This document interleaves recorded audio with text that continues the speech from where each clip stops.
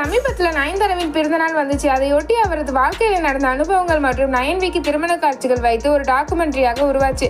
அதில் 400 ரவுடிதான் படத்தில் ஃபுட்டேஜ்களை பயன்படுத்த தனுஷிடம் அவங்க அனுமதி கேட்டிருக்காங்க. ஆனால் தனுஷ் தர மறுத்திருக்காரு. அது மட்டும் இல்லாமல் கிட்டத்தட்ட 37 நொடிகள் வரை அந்த ஆவண படத்தில் 400 ரவுடிதான் ஃபுட்டேஜை பயன்படுத்தியிருக்காங்க. இதனால மேலும் கடுப்பாகி தனுஷ் நெட்ஃப்ளிக்ஸ், நயன்தாரா, விக்னேஷ் சிவன் ஆகியோருக்கும் எதிராக நீதிமன்றத்தில் சில நாட்களுக்கு முன்பு வழக்கு தொடர்ந்தார்.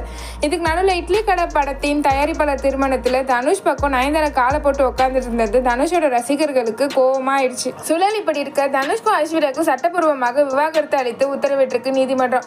இந்த நிலையில நயன்தாரா தனது இன்ஸ்டாகிராம் பக்கத்துல ஒரு போஸ்ட் போட்டிருக்காங்க. அதுல பொய் சொல்லி ஒருவரின் வாழ்க்கையை நீங்க அழித்தீர்கள் என்றால் அதை கடனாக எடுத்துக்கொள்ளுங்க, அது உங்களுக்கே ஒரு நாள் வட்டியுடன் திரும்ப வரும் என கர்மா கூறுகிறது அப்படின்னு குறிப்பிட்டிருக்காங்க.